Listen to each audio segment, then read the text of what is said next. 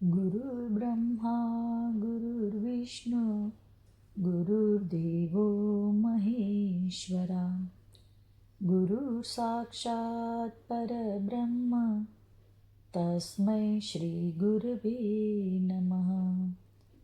तस्मै श्रीगुरवे नमः। तस्मै श्रीगुरवे नमः।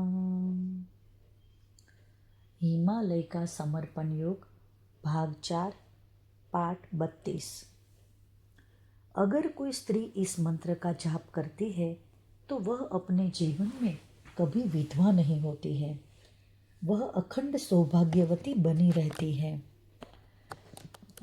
यानी उसे कभी पति की मृत्यु का दुख सहन नहीं करना पड़ता है। इसलिए यह मंत्र स्त्रियों के लिए भी बड़े काम का सिद्ध हुआ है।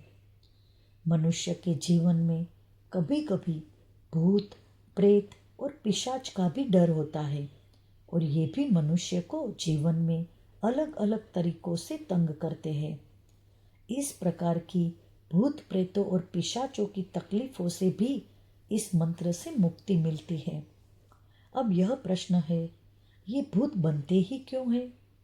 मनुष्य के जीवन में कोई भी कामना या वासना जब बहुत बड़ी हो जाती है और वह पूर्ण नहीं होती है तो उस वासना को पूर्ण करने के लिए मनुष्य भूत योनि में जाता है और अपनी वासना को पूर्ण करता है। मनुष्यों का वैरभाव भी इस योनि में जाने के लिए उसे प्रेरणा देता है। सतत किसी के प्रति वैरभाव रखने से वह इतना अधिक हो जाता है कि वह मृत्यु के बाद भी समाप्त नहीं होता है और उस वैरभाव के कारण वह आत्मा दूसरा जन्म भी नहीं ले पाती है और फिर वह भूत योनि में जाती है। पथभ्रष्ट योगी भी भूत योनि में जाते हैं। मनुष्य जीवन में कई ऐसे पाप करता है जिन्हें करने पर उसे भूत योनि प्राप्त होती है। भूतों की बाधा से मनुष्य को बहुत पीड़ा होती है। इस मंत्र के प्रभाव से उन भूतों को भी मुक्ति मिलती है और मनुष्य भी उनकी तकलीफों से मुक्त होता है। इस जंगल में कई प्राणी हैं, जैसे शेर, बाघ आदि, लेकिन इस मंत्र का जाप जहाँ चलता है वहाँ पर इस मंत्र का आभा मंडल बन जाता है और जंगली प्राणी उस आभा मंडल में आते ही नहीं हैं। वे इस मंत्र के प्रभाव से पास भी नहीं आते हैं। यह मंत्र इतना प्रभावशाली है कि यह मनुष्य को हिंसक प्राणियों से भी सुरक्षा प्रदान करता है।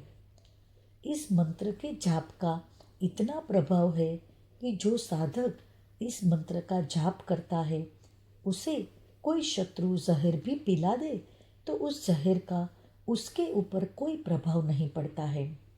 यह मंत्र मनुष्य को जहर के प्रभाव से भी बचाता है। इस मंत्र का जाप करने से मनुष्य को मृत्यु के बाद देवलोक की प्राप्ति होती है। इतना प्रभावशाली यह मंत्र होता है। कई योगी योग साधना करके अपने जीवन को सफल बनाना चाहते हैं, लेकिन योग साधना जब तक पूर्ण नहीं होती है मनुष्य को योग सिद्धि प्राप्त नहीं होती है।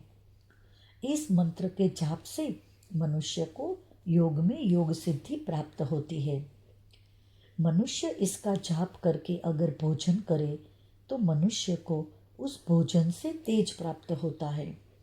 यह तेज मनुष्य को जीवन भर भय मुक्त रखता है। मनुष्य को फिर किसी भी प्रकार का भय नहीं लगता है। इस मंत्र के जाप से जीवन में धन संपत्ति मिलती है, लक्ष्मी जैसी भाग्यशाली स्त्री मिलती है। मनुष्य अपने पूर्व जन्मों के पापों से मुक्त होता है। इस मंत्र के जाप से चित्त शुद्ध होता है, पवित्र होता है। इसका सतत जाप करने से तीर्थंकरों के आशीर्वाद मिलते हैं। सतत इस मंत्र का जाप करने से मोक्ष की स्थिति मिलती है। यह मोक्ष की स्थिति मिल जाने पर इस मंत्र का नाद साधक को शरीर के भीतर से ही सुनाई आना प्रारंभ हो जाता है। इस प्रकार से मनुष्य का संपूर्ण कल्याण करने वाला यह मंत्र है। 8 करोड़ जाप करने पर मोक्ष की स्थिति मुझे प्राप्त हुई है, यह मेरा अनुभव है। क्योंकि इसके बाद अब मंत्र जाप भीतर से ही होने लग गया है, करना नहीं पड़ता है। मनुष्य के जीवन पर नवकार मंत्र का प्रभाव क्या पड़ता है और उस मंत्र से मनुष्य को क्या लाभ होते हैं, यह मुझे विस्तृत रूप से बताने के लिए मैंने डॉक्टर बाबा को हृदय से आभार व्यक्त किया। डॉक्टर बाबा ने आगे बताना प्रारंभ किया। सद्गुरु की शक्ति उनके नाम में होती है, इसलिए भारतीय संस्कृति में नाम को अधिक महत्व दिया गया है। सद्गुरु जो साधना करते हैं उससे उनके आसपास एक आभा मंडल बन जाता है, और ऐसा ही आभा मंडल हम अगर संपूर्ण श्रद्धा और विश्वास से उनका नाम भी ले तो हमारे आसपास भी निर्मित हो जाता है। क्योंकि सद्गुरु के नाम के कारण हम उनकी शक्तियों से जुड़ते हैं, जो शक्तियाँ सद्गुरु की आत्मा की होती हैं। नाम सदा आत्मा का ही होता है। शरीर तो खोल है, शरीर तो आत्मा का आवरण है। हम सद्गुरु का हृदय से श्रद्धा से नाम लेते हैं तो वह सद्गुरु के शरीर रूपी खोल का नहीं लेते हैं, वह उसके भीतर स्थित उसकी आत्मा का होता है। और आत्मा की गुरु शक्तियों का संरक्षण हमें अनायासी प्राप्त हो जाता है। सद्गुरु के शरीर से बड़ा उनका सूक्ष्म शरीर होता है, जो गुरु शक्तियों से निर्मित होता है। वह शरीर कभी भी नष्ट नहीं होता है और उस शरीर से कभी भी कहीं भी संपर्क किया जा सकता है। इन गुरु शक्तियों के कारण ही सद्गुरु का शरीर सद्गुरु कहलाता है। लेकिन वास्तव में सद्गुरु का शरीर सद्गुरु नहीं होता है। सद्गुरु का शरीर तो गुरु शक्तियों का खोल होता है। सद्गुरु का शरीर तो उन गुरु शक्तियों का माध्यम मात्र होता है, और सद्गुरु भी अपने शरीर को माध्यम ही मानते हैं। क्योंकि उनकी दृष्टि से देखा जाए तो जो दिखता है वह माध्यम ही है, और जो अनुभव होती है वे गुरु शक्तियाँ ही है। सामान्य मनुष्य माध्यम के बिना सरलता से गुरु शक्तियों तक नहीं पहुंच सकता है। इसलिए सामान्य मनुष्य माध्यम का सहारा लेता है।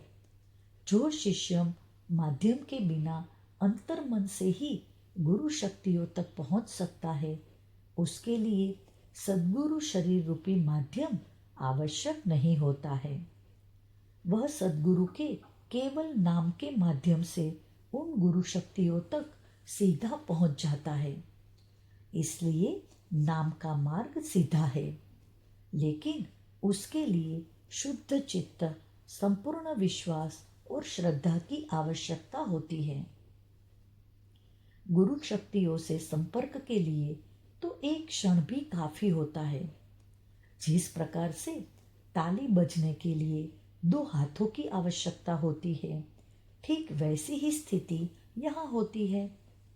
गुरु शक्तियाँ तो मिलने के लिए सदा तैयार ही होती है, क्योंकि देना उनका स्वभाव ही होता है, और आने के लिए सदैव तैयार होती है।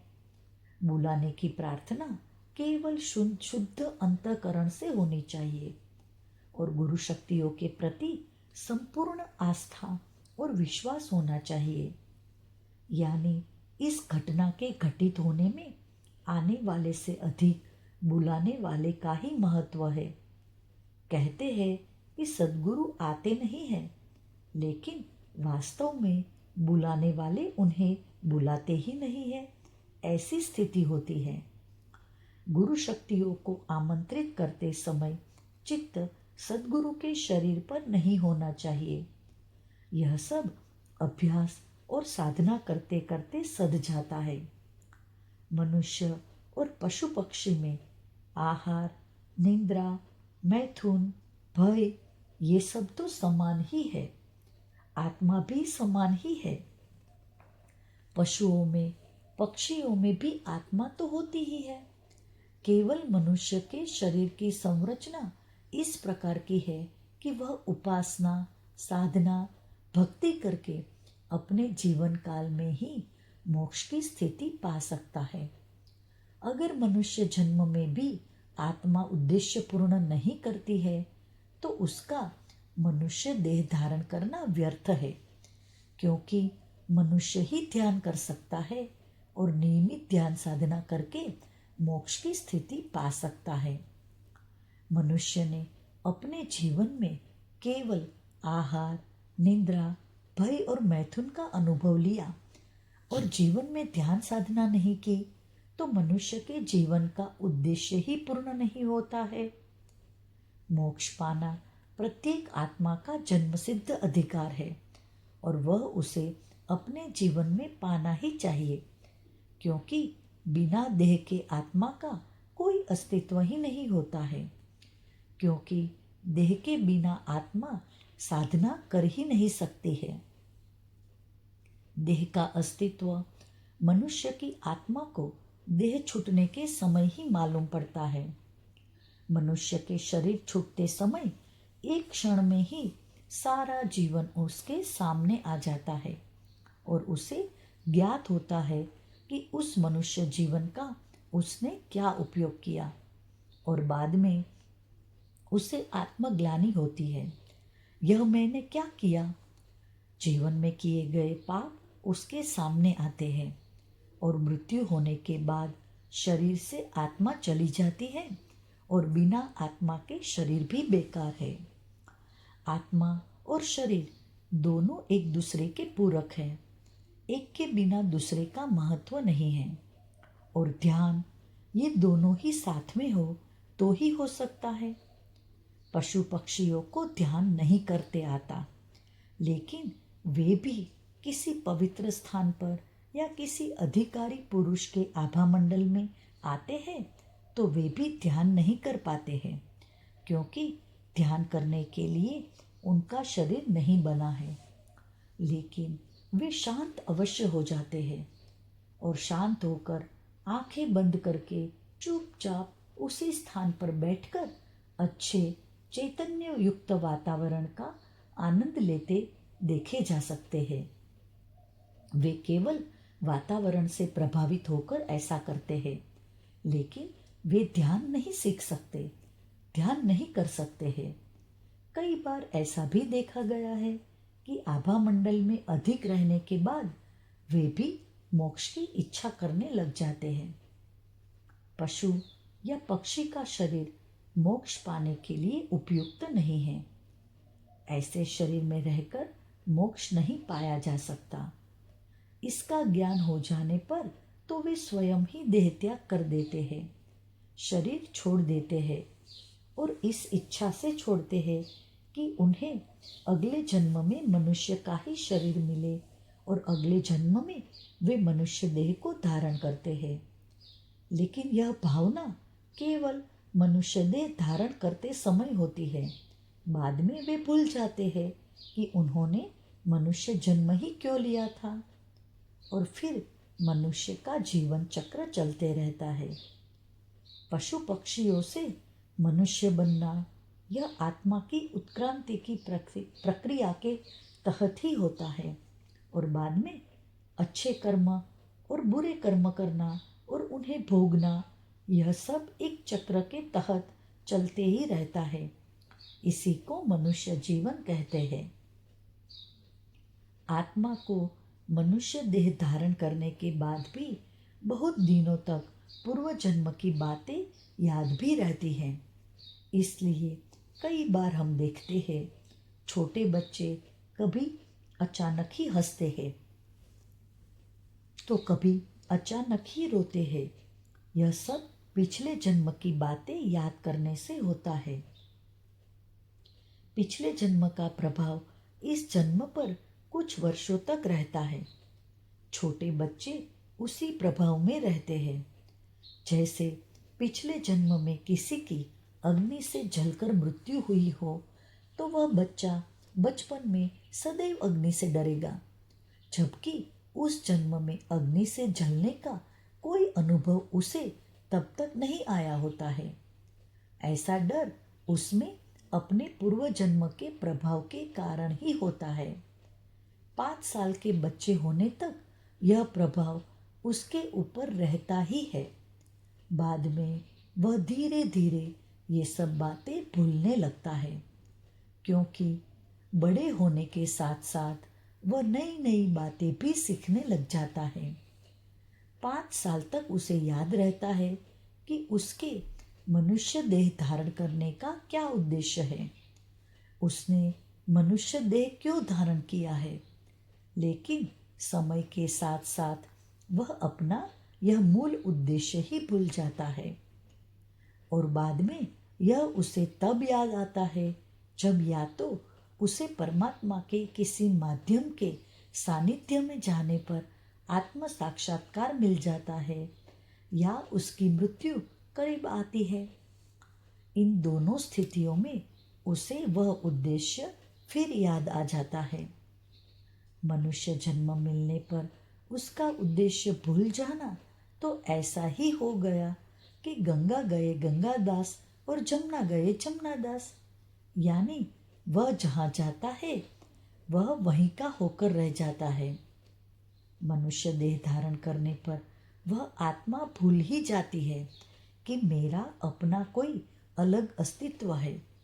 यह मनुष्य देह तो मैंने केवल ध्यान करने के लिए धारण की है। मैं मनुष्य का शरीर नहीं हूँ, मैं एक आत्मा हूँ और इस शरीर से अलग हूँ। वास्तव में आत्मा को मनुष्य शरीर ध्यान साधना के लिए ही मिला है। अपनी सांस के ऊपर मन केंद्रित करके भी ध्यान में एकाग्रता लाई जा सकती है। यह भी शरीर की एक सतत चलने वाली प्रक्रिया है।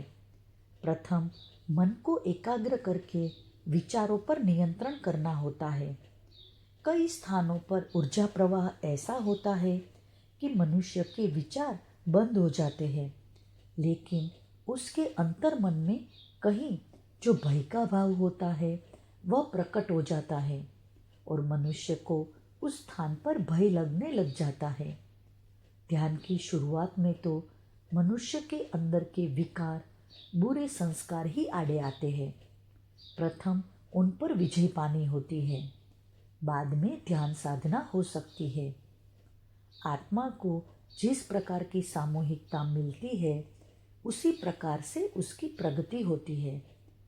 जिस प्रकार से सामूहिक शारीरिक क्रियाएं शरीर से आसानी से घटित हो जाती है, वैसे ही सामूहिक ध्यान करने पर आत्मा को सामूहिकता का लाभ मिलता है।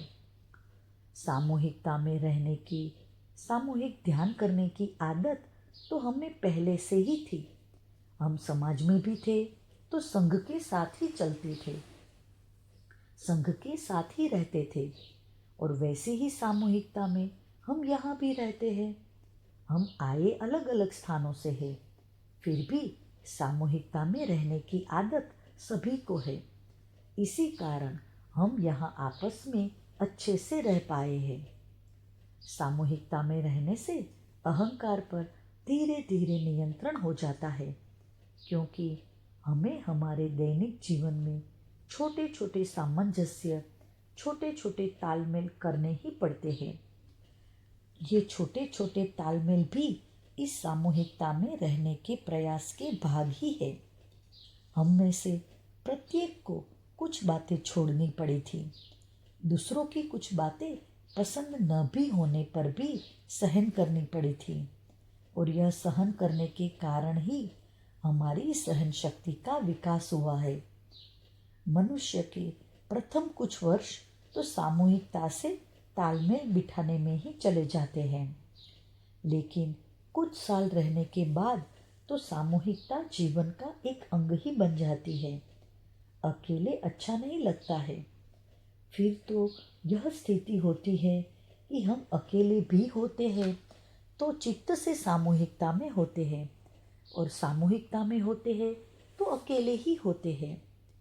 जब हम अकेले होते हैं तब हम अकेले न हो जाए, इसलिए हम हमारा चित्त सामूहिकता पर रखते हैं। और जब सामूहिकता में रहते हैं तो हम अपने चित्त को भीतर ही रखने का अभ्यास करते हैं। उससे हम सामूहिकता में हो तो भी भीतर तो अकेले ही रहते हैं। यह सब कुछ वर्षों में अभ्यास से हो जाता है। उस दिन हमारी बातें काफ़ी लंबी चली। बाद में वे अपनी गुफा की ओर चले गए। वे जाने के बाद काफ़ी समय तक मैं सोचता रहा कि आत्मा की प्रगति के लिए अकेले रहना आवश्यक है, क्योंकि मनुष्य अकेला रहता है तो कुछ समय के बाद अपनी आत्मा के करीब पहुंच जाता है और वह निकटता इतनी अधिक हो जाती है कि वह अपने आप को आत्मा ही समझने लग जाता है। और शरीर का एहसास रहता है, लेकिन वह एक अलग ही प्रकार का एहसास होता है। शरीर होता है पर शरीर के प्रति जुड़ाव नहीं रहता और कई बार शरीर की आवश्यकताएं भी महत्वहीन लगने लग जाती है। जब आत्मा का आभा मंडल विकसित होता है तो वह प्रथमतः शरीर के चारों ओर एक मंडल के रूप में विकसित होता है। तब तक केंद्र पर शरीर होता है, लेकिन वैसी ही अवस्था में अधिक समय रहने पर वह मंडल ऊपर की ओर उठने लग जाता है और शरीर हल्का हो गया हो ऐसा लगता है। फिर धीरे धीरे शरीर भी छूटने लग जाता है। शरीर तो जमीन पर ही रह जाता है, क्योंकि हम अपने आप के शरीर से ऊपर होने का अनुभव करने लग जाते हैं। हम हमारे शरीर को अलग होकर देख पाते हैं। अपने हृदय का स्पंदन भी ऊपर से देख पाते हैं। हम हृदय का स्पंदन अनुभव भी करते हैं, लेकिन शरीर से काफ़ी ऊपर हो जाते हैं और बाद में नीचे शरीर का आभा मंडल और विकसित होने लग जाता है और उस समय हमारे शरीर के आसपास भी कोई न आए ऐसा लगता है। शरीर के आसपास कोई छोटी सी भी वस्तु रखी हो तो वह वस्तु भी पहाड़ जैसी बड़ी रुकावट महसूस होती है। वास्तव में वह वास्तु बड़ी नहीं होती है, हमारी सूक्ष्मता बढ़ जाती है। इसलिए अपने आभा मंडल को पवित्र करने के लिए और विकसित करने के लिए अकेले रहना आवश्यक ही है, तभी यह विकास संभव है। आत्मा की प्रगति के साथ उस प्रगति पर नियंत्रण का होना भी आवश्यक है। यह नियंत्रण की शक्ति हमें सामूहिकता में ही मिलती है, इसलिए सामूहिकता भी आवश्यक है। वास्तव में आत्मा की प्रगति करने के लिए अकेले ध्यान साधना करना और प्रगति की गति पर नियंत्रण के लिए सामूहिकता में ध्यान, इन दोनों का तालमेल जीवन में बिठाना होगा, क्योंकि दोनों आवश्यक है। और एक तटस्थ स्थिति भी चाहिए, जिस स्थिति में जाकर इन दोनों दिशाओं में से किस ओर अधिक जा रहा हूँ यह भी देखना होगा, क्योंकि यह जानने के लिए मुझे एकाकी और सामूहिकता दोनों में ही न होना होगा, तभी उस तीसरे स्थान से देखा जा सकता है। आध्यात्मिक प्रगति भी संतुलित रूप से होनी चाहिए। जीवन में संतुलन सभी स्तरों पर आवश्यक है और इन दोनों की स्थितियों का निरीक्षण करने के लिए प्रकृति की शरण में जाना ये सबसे अच्छा उपाय है। जब हम प्रकृति के बीच होते हैं तब अकेले रहते हुए भी अकेले नहीं होते और सामूहिकता में रहने के बाद भी सामूहिकता में नहीं होते, प्रकृतिमय हो जाते हैं। प्रकृति के बीच जाने से हमारा अस्तित्व किसी भी दिशा में नहीं होता है और प्रकृति के साथ ही हमारी समरसता स्थापित हो जाती है। जो भी प्राकृतिक वातावरण आसपास हो, हम वही अपने आप को पाते हैं। मेरी गुफा में कबूतरों के जोड़े ने मेरे सामने ही एक घोंसला बनाया था। दोनों मिलकर बड़े प्रेम से उसमें रहते थे और काफ़ी दिनों से मेरे साथ ही थे। वहाँ पर बाद में उन्होंने अंडे भी दिए। मेरा और जंगली कबूतरों का क्या योग है पता नहीं, पर मेरी साधना में दौरान मुझे प्रायः वो सब जगह मिले थे। मैं सोच रहा था, ये इतने ऊपर हिमालय के इतने ऊंचे पहाड़ पर कैसे आए होंगे और यहाँ पर इतने सारे तपस्वियों के साथ कब से रह रहे होंगे। ये कितने भाग्यशाली है कि इन्हें इन तपस्वियों के सानिध्य में रहने का सौभाग्य मिला। वे मुनि भले ही अपने घर संसार छोड़कर आए थे, वे कबूतर तो सारा घर लेकर ही आए थे। मानो कह रहे थे कि घर वालों को साथ रखकर भी ध्यान साधना की जा सकती है। मैंने कभी किसी तपस्वी को परिवार के साथ रहते हुए नहीं देखा था। क्या आध्यात्मिक प्रगति में परिवार आड़े आता होगा और कैसे आता होगा? एक अकेला मनुष्य शायद अपनी इच्छाओं पर नियंत्रण कर पाए, अपनी वासनाओं पर नियंत्रण कर पाए, अपनी पीड़ाओं पर नियंत्रण कर पाए, अपनी आवश्यकताओं पर नियंत्रण कर पाए। लेकिन जहाँ परिवार की बात आई तो आवश्यक नहीं है कि परिवार के बाकी सदस्य भी ऐसा कर पाए। और रही बात बच्चों की, तो बच्चे हैं। छोटे छोटे बच्चों से यह अपेक्षा रखना ही गलत जान पड़ता है। बच्चों का अपना बचपन होता है, बचपन के उनके खेल होते हैं। उनकी शिक्षा तो सामान्य रूप से ही होनी चाहिए। कहते हैं, जिनका बचपन सुख और समाधान में बीतता है, उनका पूरा ही जीवन सुखी समाधानी होता है। मिट्टी के घड़े की तरह मनुष्य भी बचपन में जैसा तैयार होता है, बाद में वैसा ही वह जीवन भर रहता है। दूसरी एक समस्या होती होगी, कोई भी ध्यान साधना करो, आसपास की बाधाएं उस ध्यान साधना में कुछ न कुछ विघ्न डालती ही है। और आप अकेले हैं तो आप अपनी सुरक्षा कर सकते हैं, लेकिन आपका परिवार है तो आपके शरीर की जिम्मेदारियां बढ़ जाती हैं। आपके शरीर के दायरे में परिवार के सभी सदस्य आते हैं और फिर शरीर के एक काफ़ी बढ़े हुए दायरे को ही सुरक्षित करना होता है। यानी सुरक्षा की ओर ध्यान देंगे तो प्रगति की ओर ध्यान नहीं रहेगा, और प्रगति की ओर ध्यान देंगे तो सुरक्षा की ओर ध्यान नहीं रहेगा। और इस कसरत में प्रगति या तो होगी ही नहीं या फिर कम होगी। शायद यही सोचकर आध्यात्मिक मार्ग पर चलने वाले लोगों ने सदा अकेले ही रहने का निर्णय लिया होगा। मैं सोच रहा था, मेरे जीवन में मुझे भी परिवार सहित मेरे पिताजी ने अपने घर से अलग कर दिया, ताकि मैं परिवार की जवाबदारी संभालने के कारण ध्यान मार्ग से दूर हो जाऊं। लेकिन मेरे गुरुदेव की इच्छा कुछ अलग ही रही। उन्होंने मुझे ऐसी पत्नी दी है जो मेरे ध्यान मार्ग में सहायक सिद्ध हुई है। उसने परिवार के लिए नौकरी करके परिवार की आर्थिक जवाबदारी से मुझे मुक्त रखा है। वैसे तो उसने मुझे प्रत्येक जिम्मेदारी से मुक्त रखा है।